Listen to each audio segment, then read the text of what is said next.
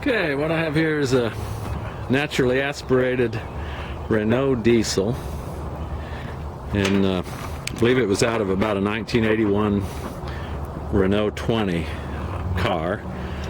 My understanding, it was used in the U.S. in the Lachero compact RV, among other things.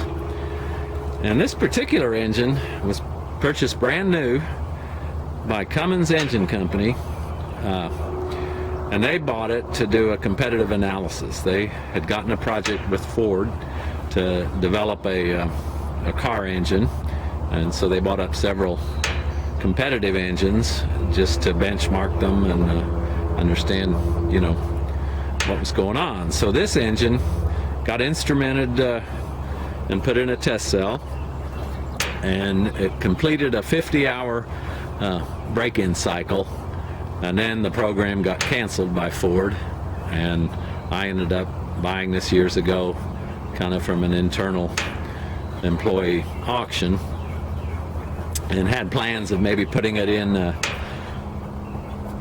small Renault car or repowering something, and years have gone by, and it's not really a project I want to tackle. Just want to show that it's been stored well, and the engine bar's over freely. It's got good compression, but it's I can just bar it over. You can feel really the compression there on that second turn. There's a lot of spare parts for it because Cummins bought, gaskets and belts and things because they assumed they'd be running it and maybe doing some tear downs and that, and then rebuilding it. But I'll show those in the photographs. I've got the clutch and pressure plate, and for the test cell they just put an adapter plate, so you can see that the flywheels never even had a clutch running against it.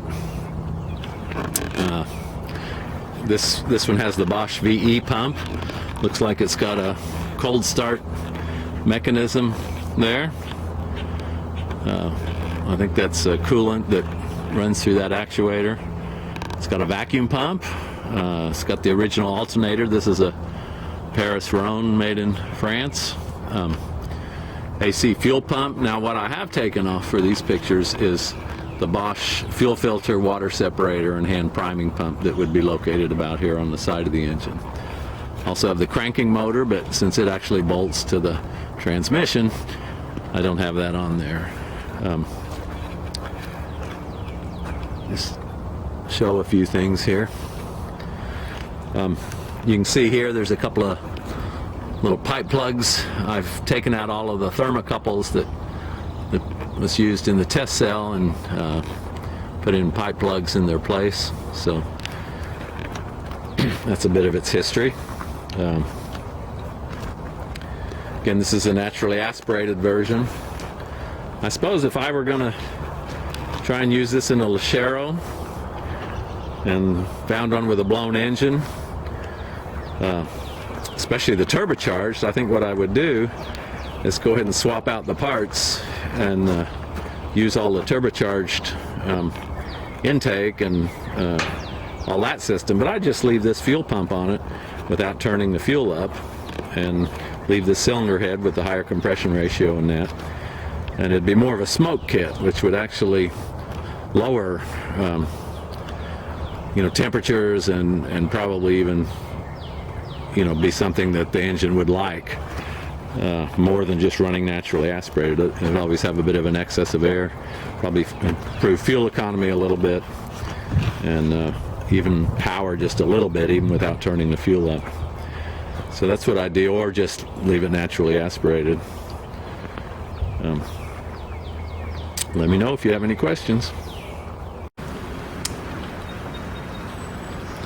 Okay, I've laid out spare parts. There's some lip seals, gaskets,